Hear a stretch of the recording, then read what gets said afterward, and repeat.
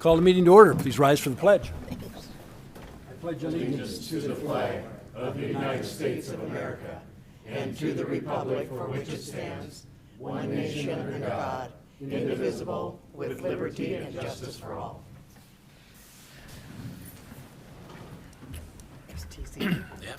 Still got one.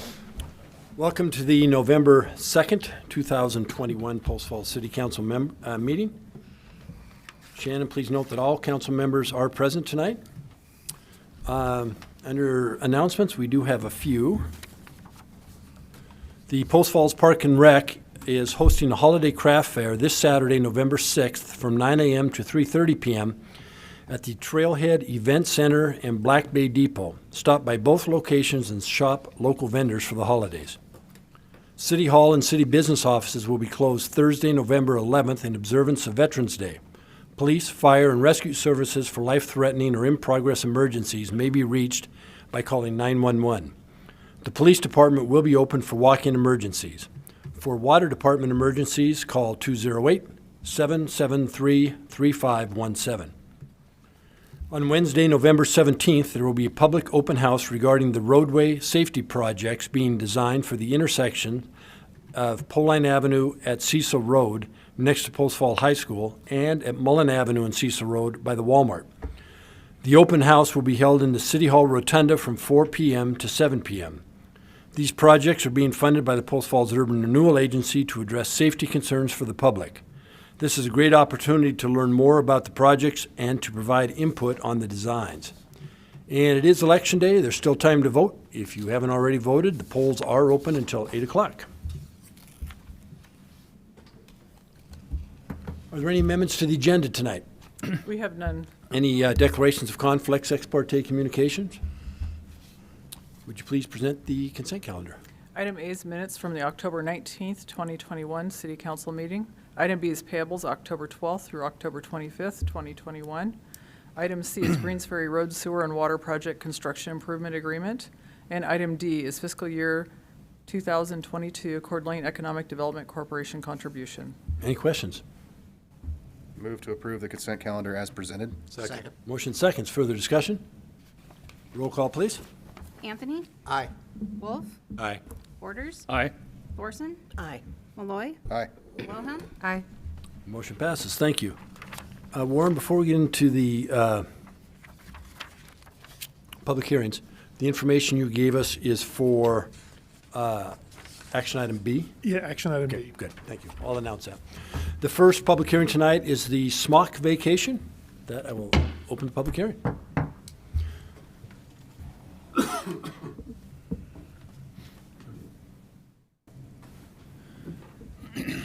Good evening, Mayor Jacobson, Council President Wilhelm, and members of City Council. John Manley, Planning Manager here at the City of Post Falls, introducing the smock right-of-way vacation VACA 1 2021. So the applicant is Merle Van Houten with, if I'm pronouncing it correctly, and he's representing the owners of Donald Smock and Investment Group. The full detailed ownership group is in the staff report. So what's being requested is portions of 6th Avenue right-of-way and alley that's bound between Catherine Street and Spokane Street, West 7th and West 6th Avenue. I'll have a picture of that in just a minute. Along with this requested vacation for this area, there's also a retained easement to preserve the utilities within that area. And I'll go show that here in a minute too.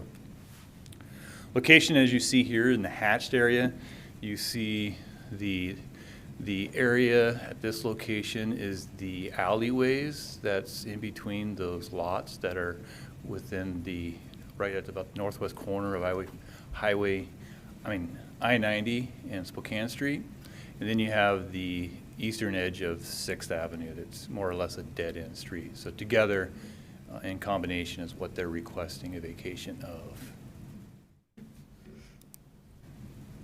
You see here, this is the retained easement, so you can, comparing the two, you can see the bulk of the area we're retaining easements for utilities and whatnot in that area.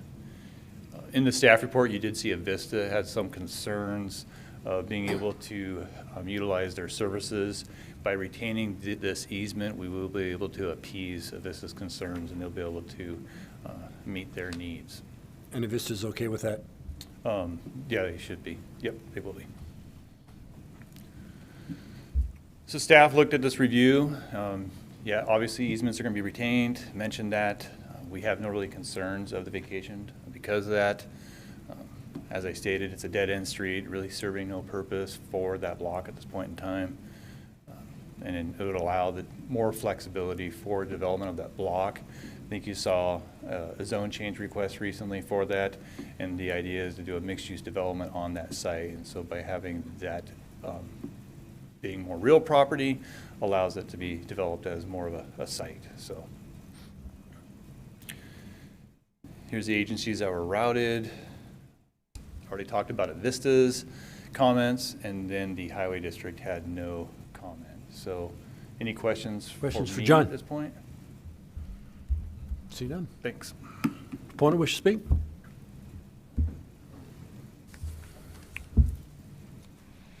you have anything to bring up? Okay, you can. I don't know which one it is.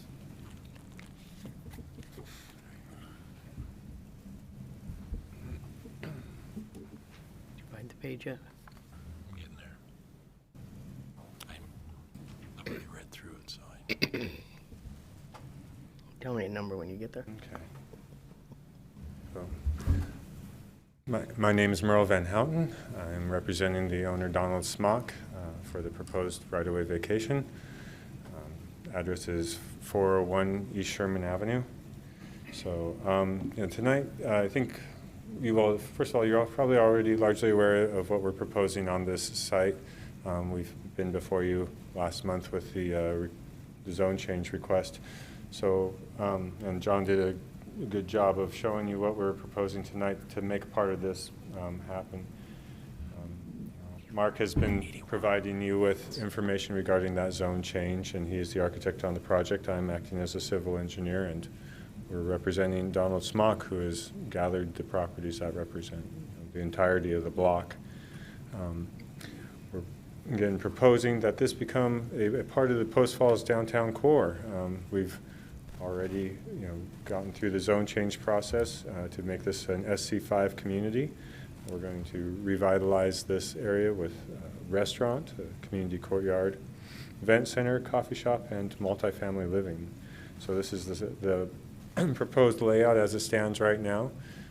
You can see that it will become apparent in other slides as well that we are leaving these right-of-ways that we are requesting vacated largely open and unencumbered by structures, as well as 6th Avenue down here.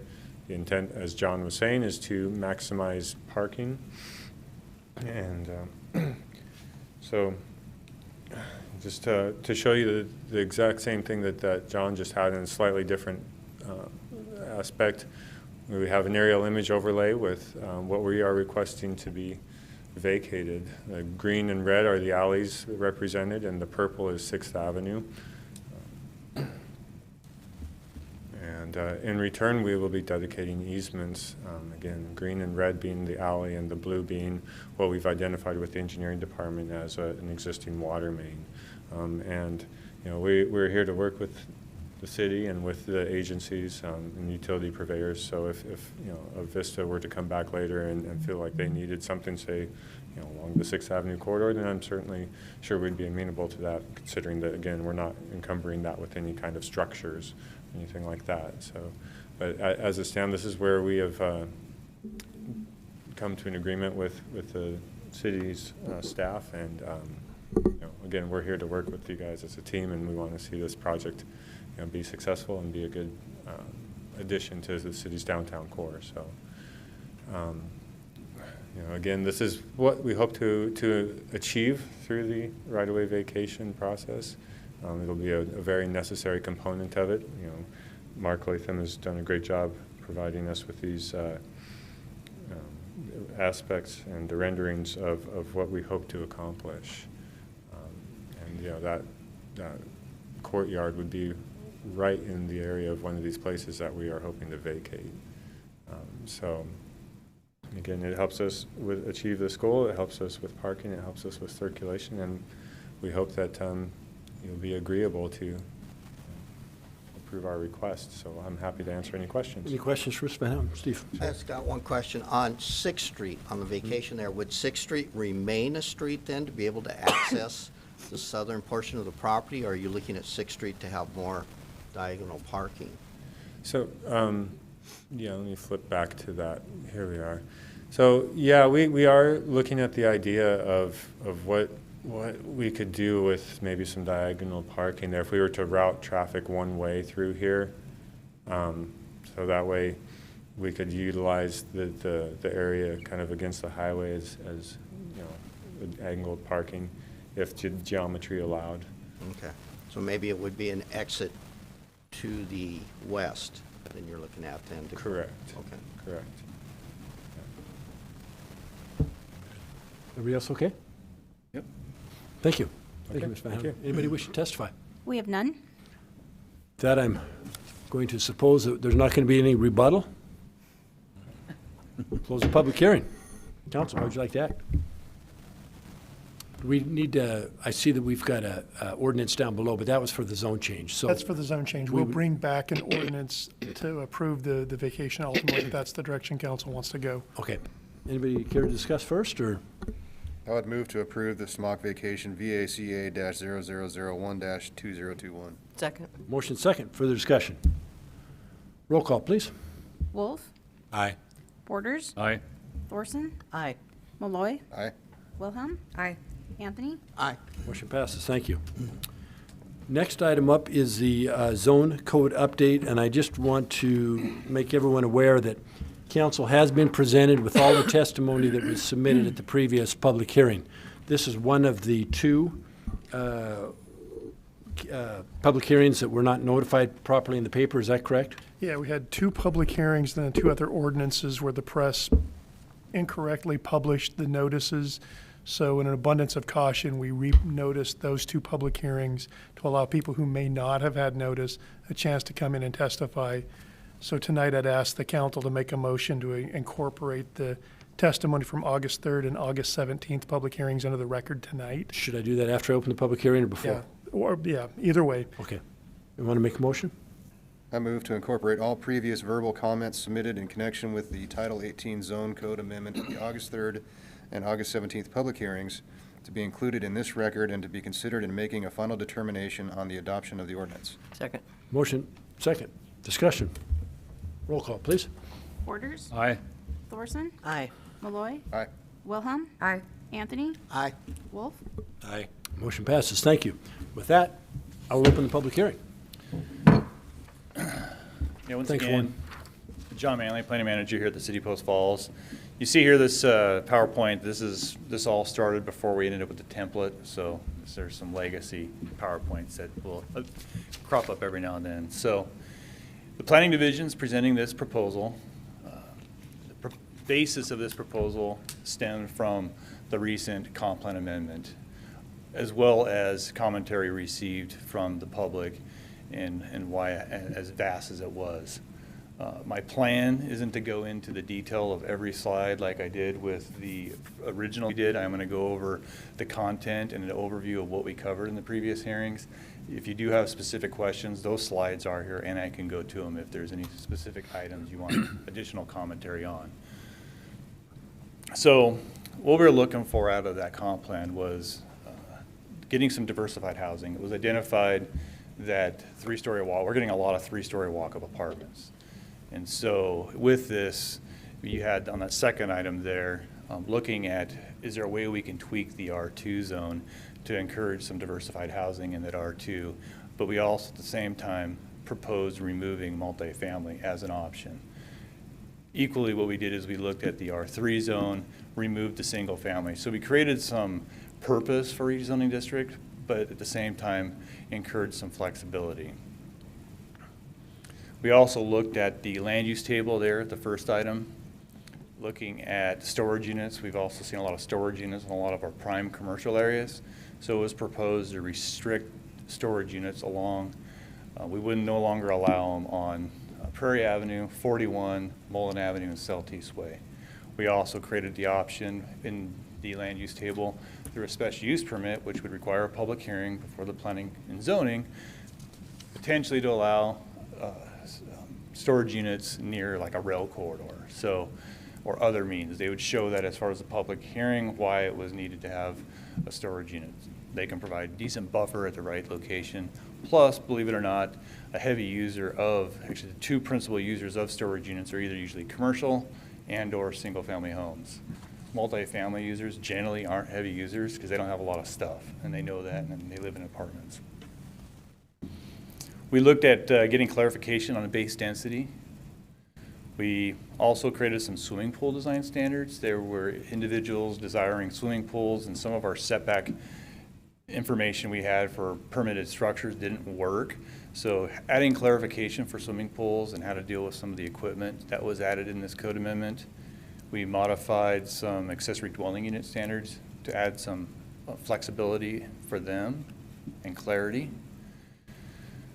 Did some tweaking with some multifamily design standards. For commercial and industrial, required some bike racks.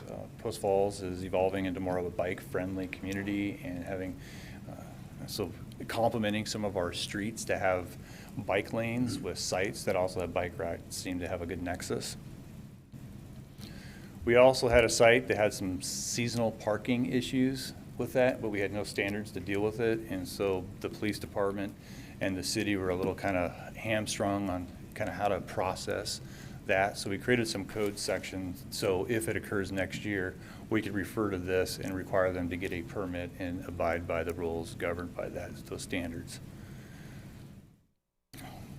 We also, for codes, we have a landscape architect required.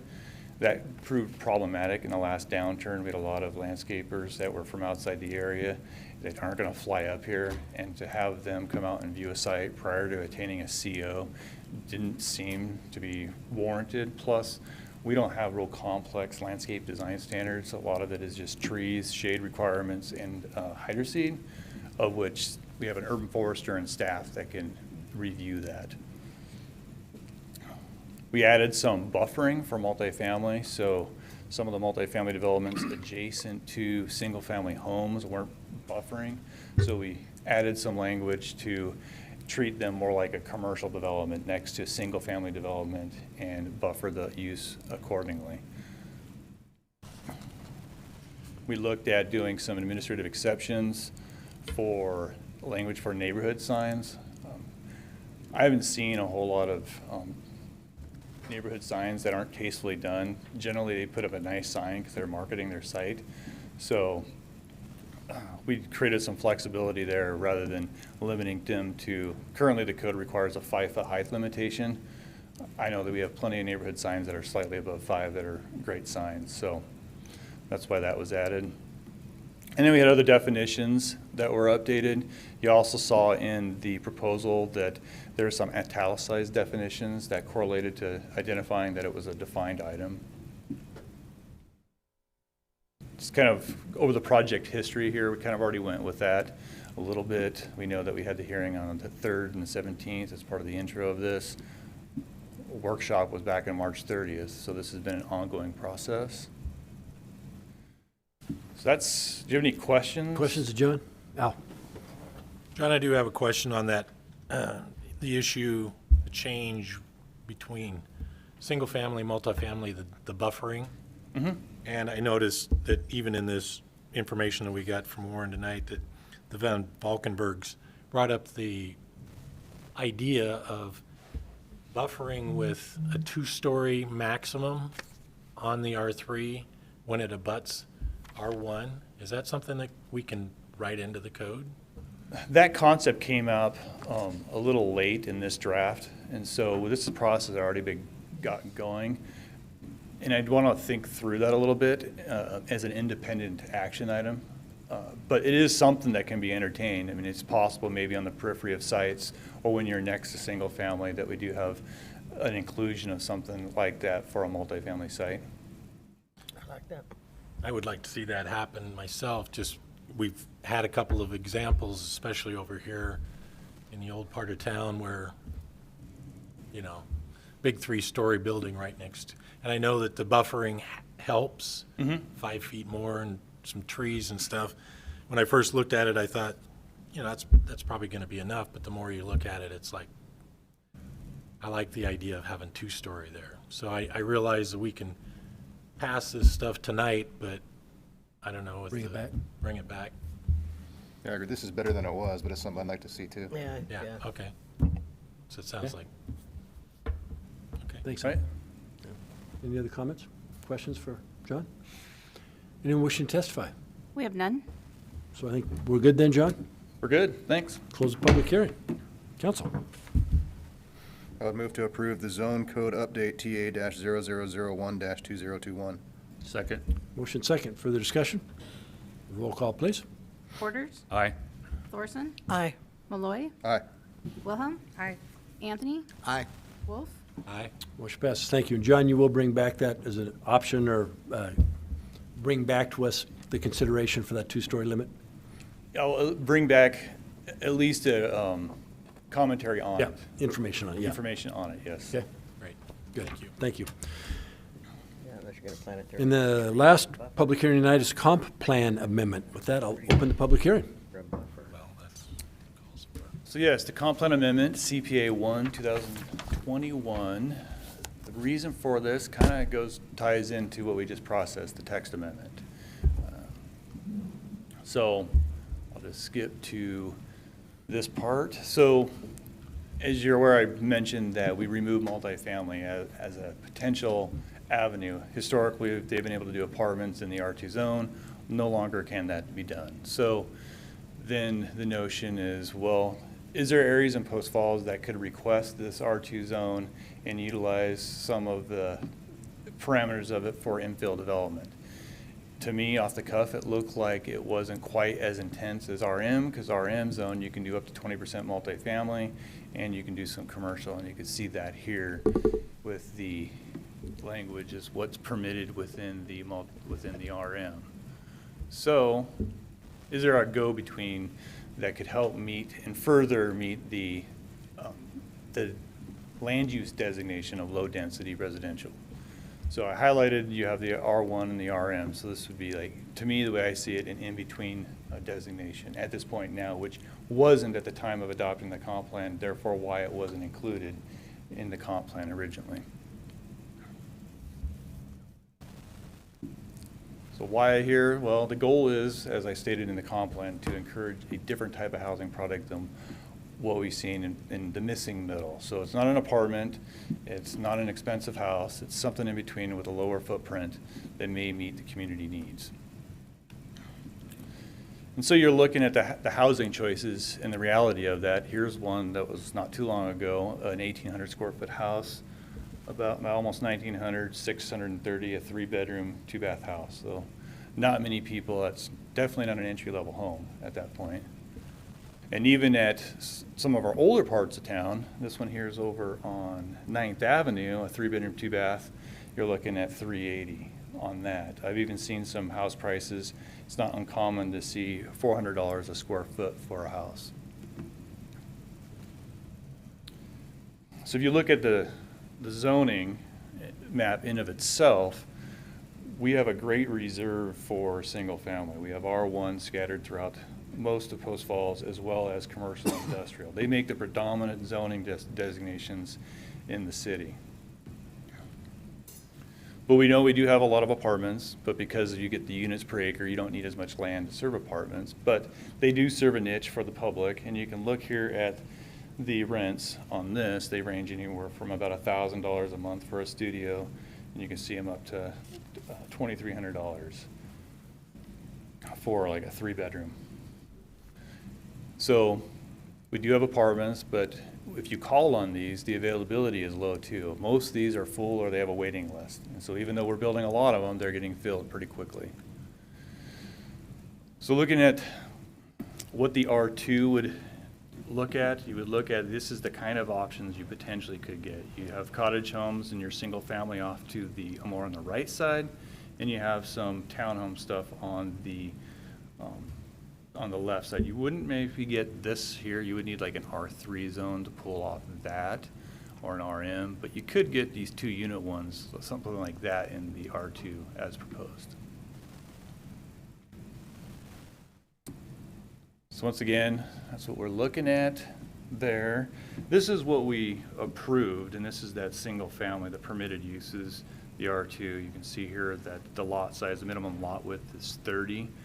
I will note that as we approved it, lots 45 feet or less need to be rear loaded. That way you have enough parking on the street and you have access to snow removal and mail and everything else.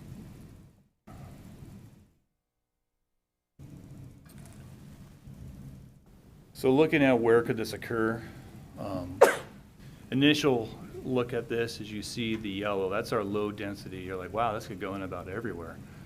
But in reality, we have a lot of developments that are already going on. Like you have here, you got a North Place East, they're an RM project. At that point, we have Montrose that has already got a PUD. Curvilinear streets, and I'll show you in a minute, I think it's the next slide here. The curvilinear streets don't lend themselves for infill development. Just they're pretty much stamped for their use for almost perpetuity. So you're not going to see a lot of this going in those areas. And you see that, I mean, Foxtel, you could maybe get a request in this, but predominance of the city, it's not going to occur. But you could encourage it in places. And I highlighted here in green where I see the highest probability, because you have alleys already established, you have the lot and block pattern. And what it also benefits, as I highlighted here, you have transit. So you could get some infill housing either in this county island or already near your commercial core with some opportunities. This isn't all the opportunities, but I kind of highlight here. Here's Mullen Avenue. This is business commercial, that's that pink. You see here some townhome project already being proposed there. We have a cottage home development right here off of 10th being proposed.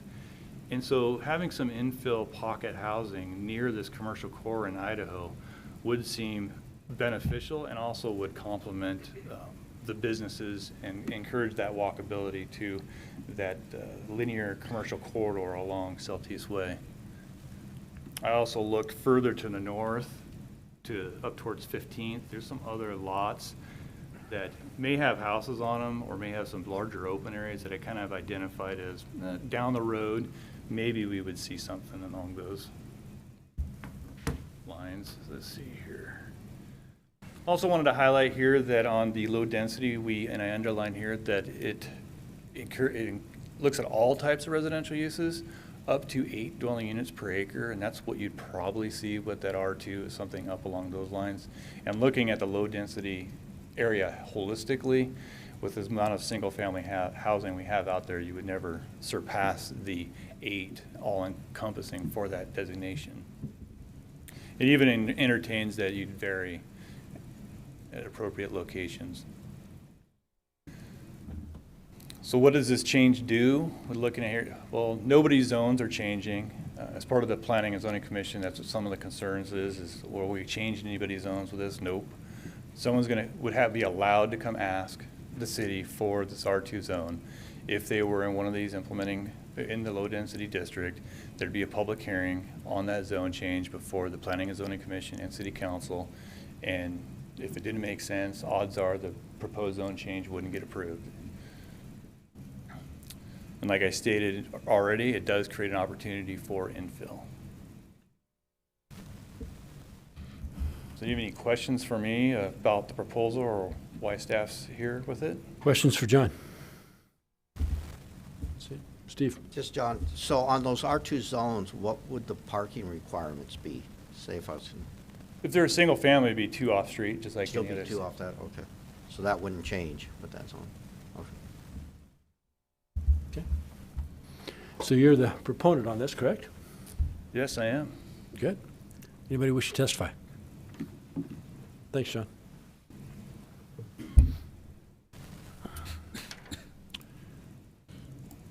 In opposition, wishing to speak, Bob Flowers.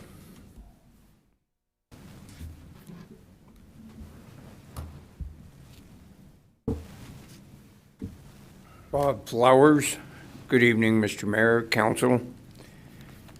Well, I'm trying to come up with the right words to describe how I feel about R2 as low-density zoning.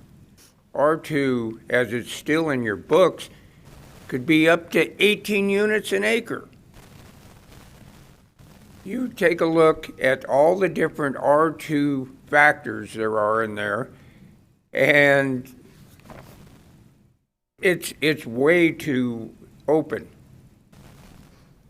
And a smart code number 3, I don't know what the, but I do know that smart code has minimum density. They don't have a maximum density, they have minimums. And I don't believe either one of those particular building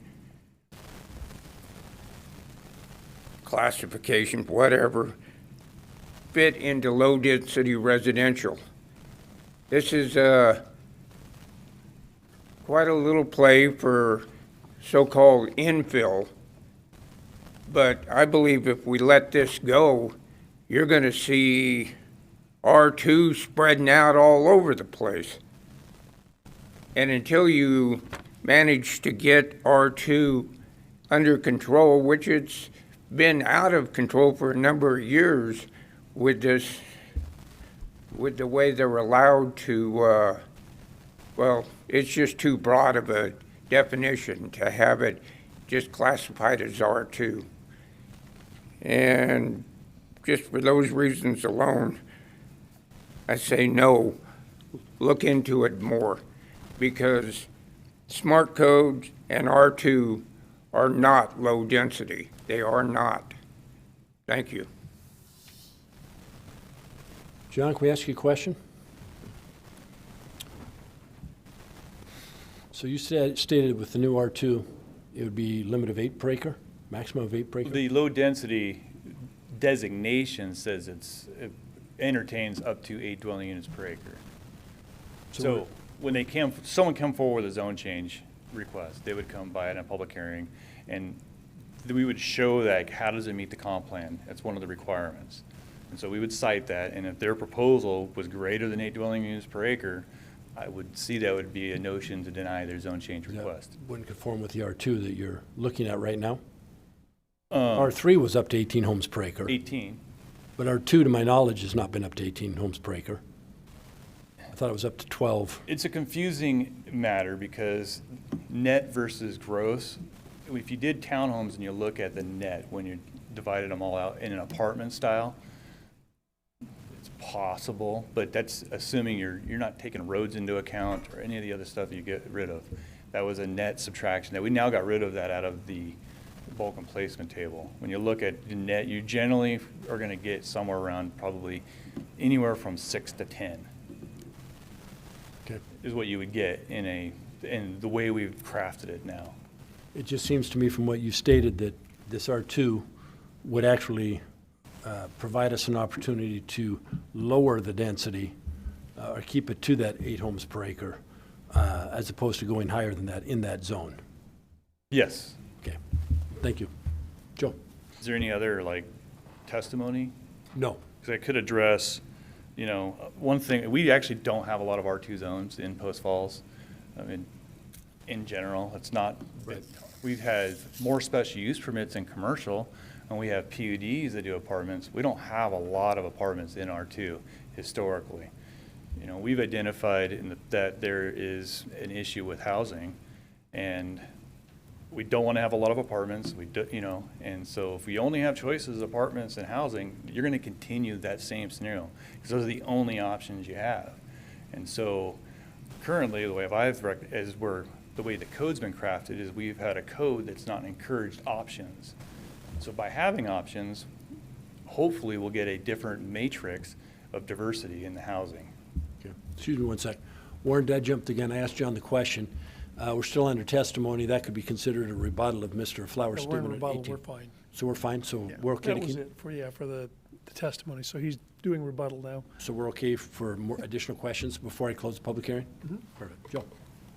So the zone code update we just passed again also limits apartment buildings in restricts or eliminates, prohibits, that's the word I'm looking for. Let me get a thesaurus out. Apartment buildings in R2 now, correct? Correct. So the density that we could have seen previously in R2, now after the properly noticed public hearing for the zone code update, that's no longer allowed in R2, correct? That is correct. There's no more apartments in the R2. Good deal. Anyone else? Good point. Thank you, John. All right, thanks. Close the public hearing. Council. I guess I'd just like to say that that's something that we've been asking for, I've been interested in. I know that the rest of the council's shared my thoughts on that the R2 was very confusing before because there wasn't any real difference between R2 and R3, and I think that's what we've asked John and the rest of the staff to do, is to go back and recraft R2 and say, let's de-densify R2 so we can have some variety between R1, R2, and R3. And I think that's what he's done. I know that reading through the planning and zoning comments, you know, the idea, and I'm glad John showed the pictures up there. There's not a lot of places out there where you can really make an R2 work under the new guidelines, except for the infill projects. And I think that this is an opportunity to kind of just do the opposite of what Mr. Flowers was concerned about, and that is to de-densify that particular zone and give developers or a builder out there some options. Nobody's going to tear down a house and put up apartments and call it R2 now. So I'm all in favor of it. Any other comments? Joe. And Mr. Flowers, to your point, if R2 was still what it was 20 minutes ago, I wouldn't be in support of this. No, I wouldn't either. But now that that's been updated, I am in support of it. I would move to approve the comp plan amendment CPA-0001-2021. Second. Motion second. Further discussion. Roll call, please. Thorson, Aye. Malloy, Aye. Wilhelm, Aye. Anthony, Aye. Wolf, Aye. Borders. Aye. Motion passes. Thank you. Thanks, John. Next item up is unfinished business and ordinances, and tonight we have 3 ordinances. The first is a small zone change. Mr. Mayor. Oh, excuse me. Sorry, just one quick note that on the agenda, it is correct, but within the packet, the item A and B was out of order, so we just wanted to put that on the record so everybody knew. Okay. Thank you. So, since we're looking at the agenda, it's okay if we go either way? You can go as it's Okay, presented. let's go as- I'll as- jump around. I know where they're at. Perfect. Well, let's go with the way we're looking at it here. So, first would be the SMOC zone Move change. to place the ordinance SMOC zone change RZNE-0006-2021 on its first and only reading by title only while under suspension of the rules. Second. Motion seconds. Further discussion. Roll call, please. Malloy, Aye. Wilhelm, Aye. Anthony, Aye. Wolf, Aye. Borders, Aye. Thorson, Aye. Motion passes. Mr. Wilson. An ordinance of the City of Post Falls, a municipal corporation of the state of Idaho, providing for a change in zoning classification for the land described in Section 1 of this ordinance from Community Commercial Services to Urban Center SC5 zoning district, providing for amendment of the official zoning map to reflect this change, providing that all prior zones applicable to lands described in Section 1 are hereby superseded, and providing an effective date. Move to approve the ordinance SMOC zone change RZNE-0006-2021 to direct the clerk to assign the appropriate number and that it be published by summary only. Second. Motion second. Discussion. Roll call, please. Wilhelm, Aye. Anthony, Aye. Wolf, Aye. Borders, Aye. Thorson, Aye. Malloy, Aye. Motion passes. Next ordinance is the Ollie Park easement vacation. Move to place the ordinance Ollie Park easement vacation, file number VACA-0002-2021 on its first and only reading while under suspension of the rules. Second. Motion second. Further discussion. Roll call. Anthony, Aye. Wolf, Aye. Borders, Aye. Thorson, Aye. Malloy, Aye. Wilhelm, Aye. Motion passes. Mr. Wilson. Ordinance of the City of Post Falls, a municipal corporation of the state of Idaho, providing for the vacation of an easement 10-foot wide lying in lots 3 and 4 on Block 1 of Ollie Park, according to the plat filed in Book J of Plats at page 7, Records of Kootenai County, Idaho, as described herein, providing for disposition of the vacated easement, providing repeal of conflicting ordinances, providing severability, providing an effective date, and providing for other matters properly relating thereto. Move to approve the ordinance Ollie Park easement vacation VACA-0002-2021 to direct the clerk to assign the appropriate number and that it be published by summary only. Second. Motion second, further discussion. Shannon, please take the roll. Wolf. Aye. Borders. Aye. Thorson. Aye. Malloy. Aye. Wilhelm. Aye. Anthony. Aye. Motion passes, thank you. And the final ordinance tonight is the Urban Renewal Commissioner terms. Move to place the ordinance Urban Renewal Commissioner terms on its first and only reading while under suspension of the rules. Second. Motion second, discussion. Roll call, please. Borders. Aye. Thorson. Aye. Malloy. Aye. Wilhelm. Aye. Anthony. Aye. Wolf. Aye. Motion passes. Mr. Wilson? An ordinance of the City of Post Falls, Kootenai County, a municipal corporation of the state of Idaho, providing for implementation of Mayoral Order Number 21-01 by adopting a new municipal code section 2.12.040, codifying the number of Urban Renewal Commission members and setting Urban Renewal Commissioner terms at 4 years consistent with other city boards and commissions, providing that remaining sections of Post Falls City Code shall remain in effect, providing for severability, providing for this ordinance to be in full force and effect from and after its passage, approval, and publication according to law. Move to approve the ordinance Urban Renewal Commissioner terms to direct the clerk to assign the appropriate number and that it be published by summary only. Second. Motion second, further discussion. Roll call, please. Thorson. Aye. Malloy. Aye. Wilhelm. Aye. Anthony. Aye. Wolf. Aye. Borders. Aye. Motion passes, thank you. Next item up tonight is new business, and we do have one item, engineering service contract with TO Engineers for the Bentley Lift Station. Craig? Good evening, Mayor, members of the council. Craig Bornpole, Utilities Manager for the City of Post Falls, and here to speak with you tonight on the Bentley Lift Station and an engineering services contract to rehabilitate this lift station.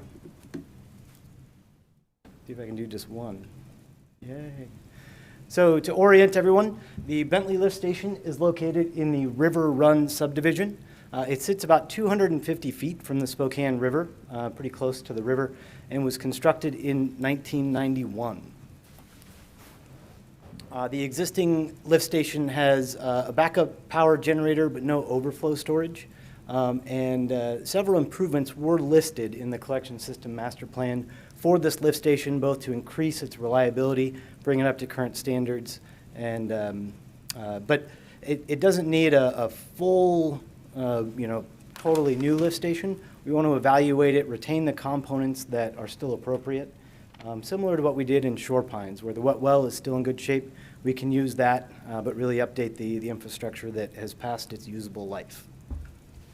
So the recommended improvements included replacing pumps, discharge piping in the wet well, electrical equipment, replacing the on-site backup power generator, installing emergency overflow storage, kind of a belt and suspenders approach, as it sits so close to the Spokane River. Any overflow may reach the river very quickly, and obviously we want to do all we can to prevent that. So include some emergency overflow storage, and then replace access hatches to include fall protection, a little bit of safety updates for our operators. So this engineering services contract would cover the design, assistance with bidding, and pre-qualification of contractors, and it also includes the engineering services during construction. So it would take us from basically napkin all the way through project closeout, the engineering services for that whole area. So the basic contract is made up of two components. One, the design portion, which is a lump sum, and then the the construction management services is a not to exceed. So totaling those two together is $107,877. Include about a 5% contingency of $5,393 for a total not to exceed of $113,270, and would be funded similar to other lift station improvement projects we've been completing out of the collections projects budget. Next step, if this contract is approved, would be completing the design in early 2022, pre-qualifying bidders to make sure that the contractors we have are qualified to do this work, bidding in March of 2022, ballpark, and present a construction contract to council with construction occurring next summer. Question, Craig. Short and sweet, yes. So you've got this plan for the design, and then obviously bring back a design to us, and the hope would be then to move forward with the construction project. All budgeted for at this point? All budgeted for at this point. So it's not something that just snuck up on us, right? It's not something that snuck up on us. We've been aggressively going after the recommendations in the collections master plan. This was identified in there, and we're trying to pick them off one at a year, and so we're including those budgets ahead of time. Thank you. Any other questions, Craig? So we would need a motion to authorize, right? I would move to approve the engineering services contract with TO Engineers for the Bentley lift station. Second. Motion second. Further discussion? Roll call, please. Malloy. Aye. Wilhelm. Aye. Anthony. Aye. Wolf. Aye. Borders. Aye. Thorson. Aye. Motion passes. Thanks, Craig. Next item up tonight is citizens' issue, and this section of the agenda is reserved for citizens wishing to address the council regarding a city-related issue that is not on the agenda. Anyone wishing to speak, come forward and you'll have 5 minutes. Shannon wants to speak. Shannon, you want to speak? No, Okay. but Someone does? we had 3 come in through the email. Okay. The first one is from Karen Park at 1181 West Staples Road. Her comments are regarding the playground at Garden Meadows neighborhood. This has been a total disappointment to all of us. What was promised when we bought our lots was a beautiful park with a nice playground. What we got was a field of weeds with backyard equipment. I own 2 daycares in Post Falls and have designed and developed school playgrounds. What we have here is crap. This equipment will not hold up and is already very weathered. It is a liability and children will get hurt. Polar Construction is horrible. They have lied too many times to count. The homes in our neighborhood are selling in the 600,000 range, but this park is a definite deterrent to potential buyers. This affects our property value. I am hoping something can be done. It is only fair that as homeowners we get what we were promised. The next one is from Jennifer McGuire at 1390 West Wayward Circle. I'd like to know how the City of Post Falls can sign off on the Meadow Grove Park that is not finished and unsafe. We have asked several different departments within the city to please come look for yourselves that the park is a complete train wreck and an embarrassment. The adjacent community, the Meadows, fought against Meadow Grove going in, and I can see why. The developer has completely walked away from his responsibilities, and the residents that have chosen to live in Meadow Grove are left with the cleanup. Your president, council member Linda Wilhelm, lives within this community. Let me ask you, council president, how can you turn your head and be okay with the developer not finishing his requirements that the city of Post Falls asked him to do? The residents, including myself, of Meadow Grove subdivision understand that the developer has had a criteria to meet and that they clearly have not met. We have asked for answers from the city and have been ghosted. So now we would like to be in front of you and would like help from you in trying to get this resolved. And the last one is from Raven O'Toole at 1287 Wayward Circle. She says, I am a homeowner in the Meadow Grove subdivision, which was an annexed section of land approved by the city of Post Falls. The subdivision has CCNRs, which noted there must be an HOA and maintenance of common areas. Here are my concerns, which I have expressed to multiple parties, including John Manley and Bob Seal. Please note that I have multiple emails and phone records to demonstrate this correspondence. The community park that was brought to the city council attention long ago, but formally noted in the meeting minutes dated June 15, 2021, a neighbor has submitted a request, never received a response, and her comment that was presented to the city council was heavily redacted. The people that addressed her comment provided a limited response to which I feel did not address the core issue at hand. The mayor requested follow-up to my knowledge, this has not been discussed further during the subsequent city council meetings. The community park is in fact privately owned. However, it is a park that is still under development. City officials have reported to me their concerns with the lack of progress on the park. However, it still sits incomplete. For 2 years, I have watched weeds grow taller than my children. The complaints have been numerous. The weeds will be taken care of, but then grow back because of the inconsistent maintenance. However, the 2-acre parcel of dirt that was hydroseeded back in August of 2020 never had the opportunity to fully develop grass, as the dirt that was sprayed on was full of gravel, low spots, and was never fertilized.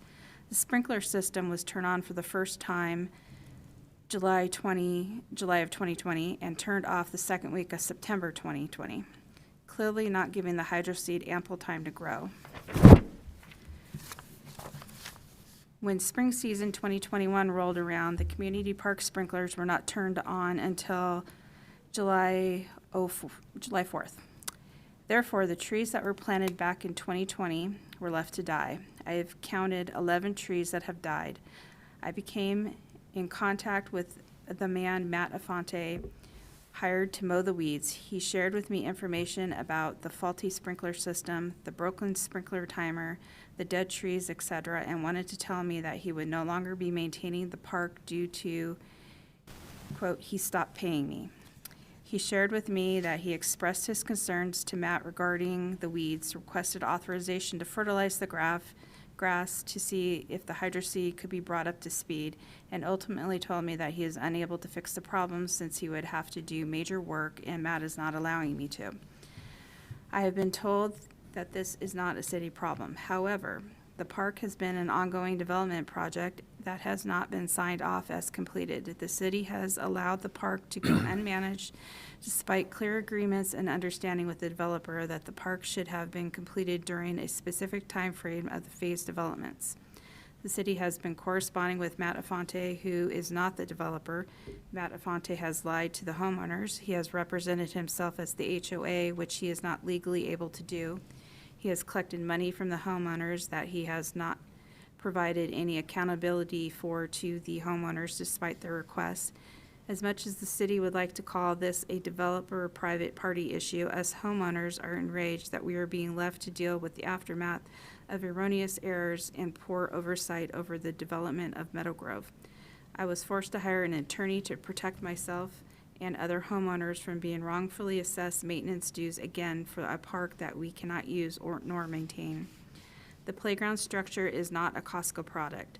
I would be happy to provide the city with actual information on the manufacturer.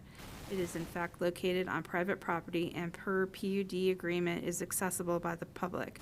Would you want your children to play on equipment that has no warranty since it was voided by being placed on concrete footings that are exposed? Ready and willing, waiting to crack your young child's head.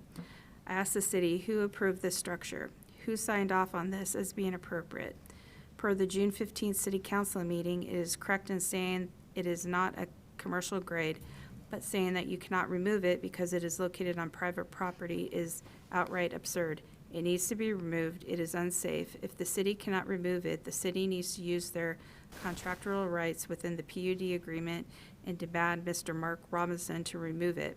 It is in fact an attractive nuisance. And please note, this will be my third time notifying the city of this particular issue.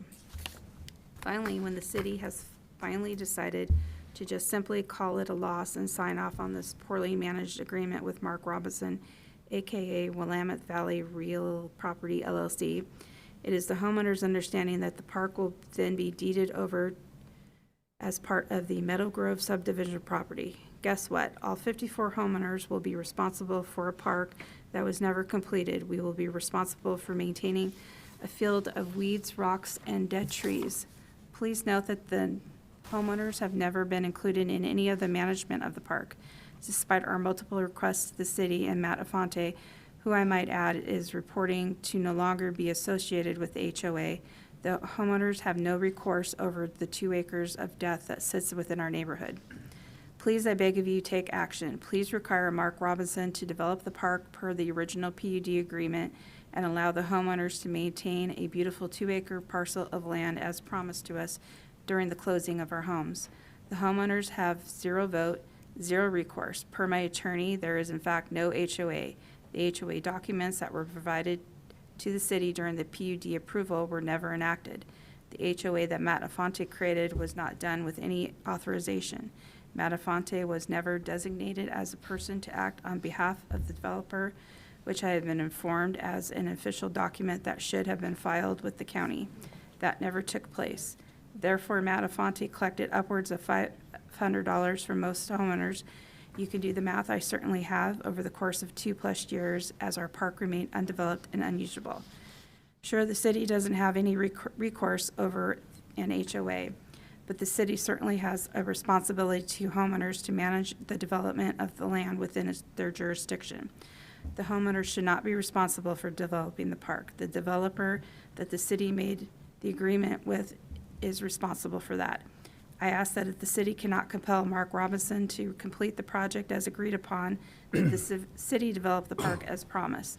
I, as a homeowner that purchased a home in Meadow Grove, understanding my responsibility to maintain the park, do intend to fully fulfill my contractual agreement. However, I refuse to contribute any amount towards a park that was never completed, nor has it been addressed by the city for safety concerns. I will not be responsible for a disaster of a park, and I will make sure that all homeowners of Meadow Grove are aware of the truth behind this matter, and I will do everything in my power to prevent this disaster from becoming the responsibility of the homeowners. Please protect your citizens and prevent this from ever happening again. Thank you. I think I probably went over our 5 minutes, but We'll be making sure at future meetings that if Just there's run ones the more than timer, 5 yeah. minutes, that they are Because if it was brought in- down to the 5 minutes. if they were, That was 3, though. no, But but the that last one was well It was over. over 5. Instead of, if council is okay with this, instead of asking for input right now, there's a lot of names, there's a lot of claims, there's a lot of accusations, there's a lot of folks I didn't know involved in there. There's obviously a history here. Can we ask staff to bring that back to us at a future council meeting, addressing these issues and giving us an update on what has transpired and what can be done? Again, I can't give credence nor deny any of the claims made because I'm not familiar with them. However, we have seen developers in the past that are supposed to put in parks that have not put the parks in.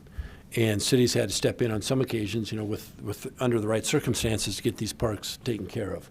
So from the homeowner's perspective, I can understand you buy a house, there's supposed to be a park, they don't put it in. I think we've changed our procedure now where the parks are supposed to go in towards the first part of a big development as opposed to the last piece of it.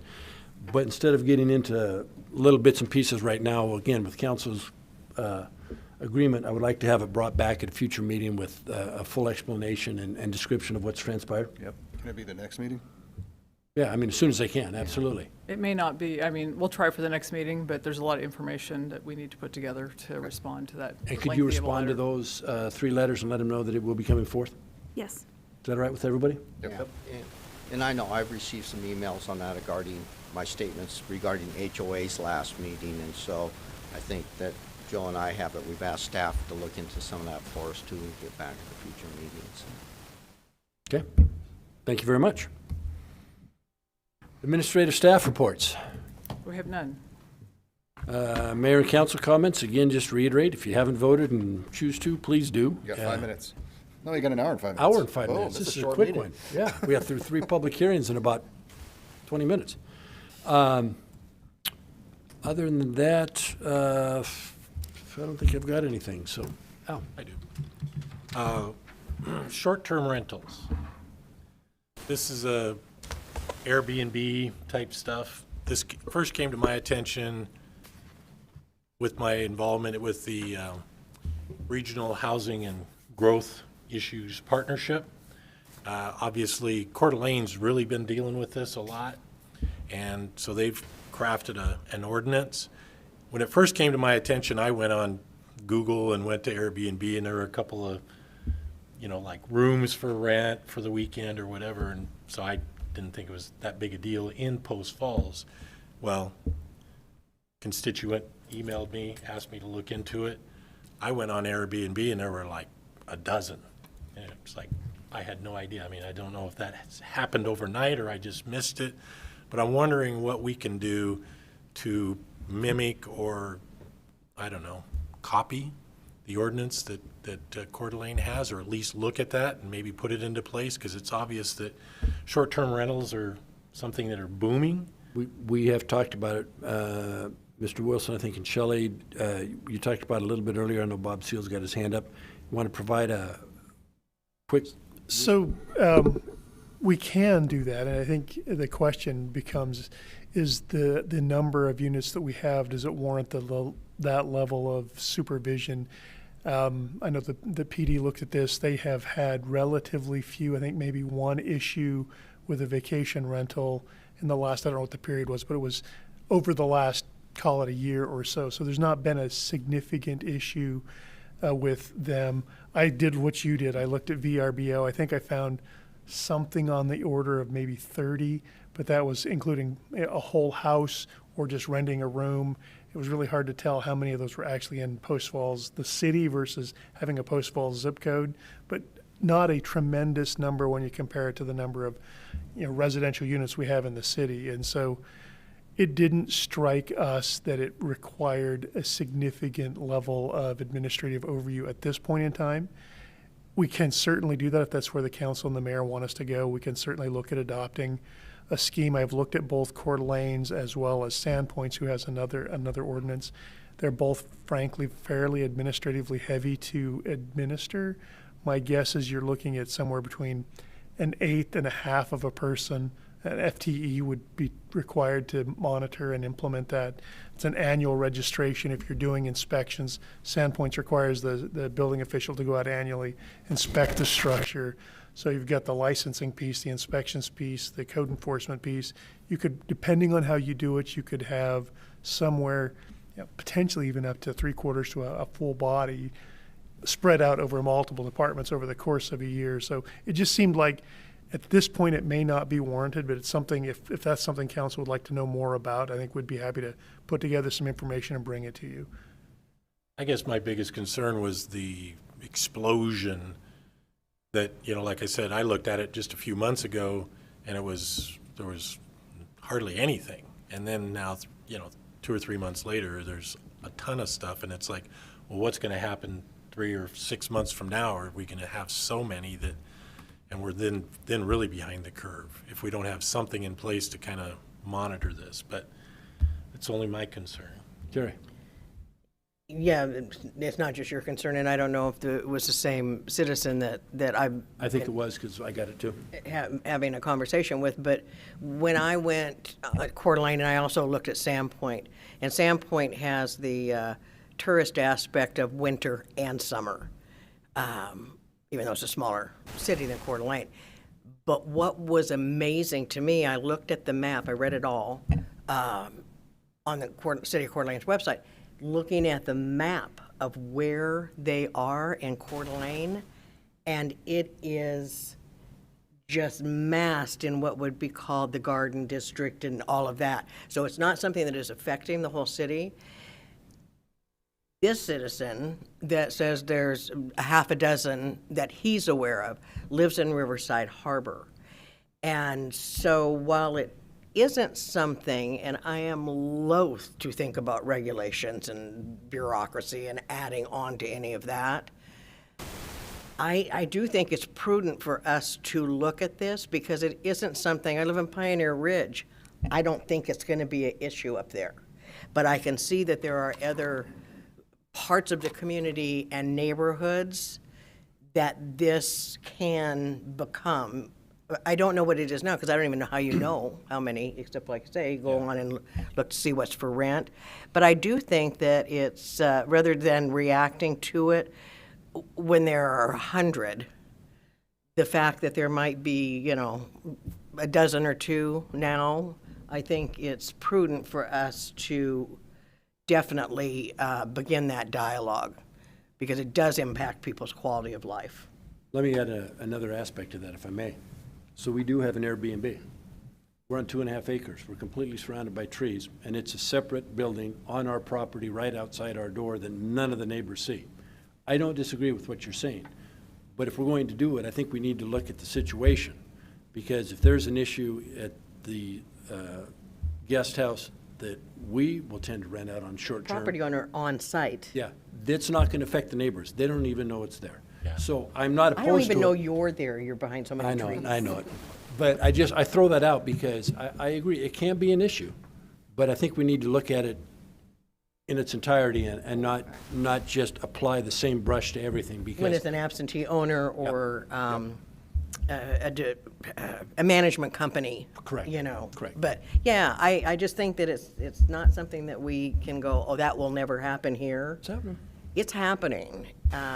Yeah, so that would be my thought on that. Well, I guess I fall in line with Warren and the police department. I mean, if we're not getting a lot of kickback from neighbors, there may be one in my neighborhood I don't even know.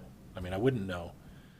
I have homeowners that don't take care of their yard, so it can't be that that's maybe a big issue. But I guess I brought it up because we got the email, and like I said, I was shocked to go in and see how many there were.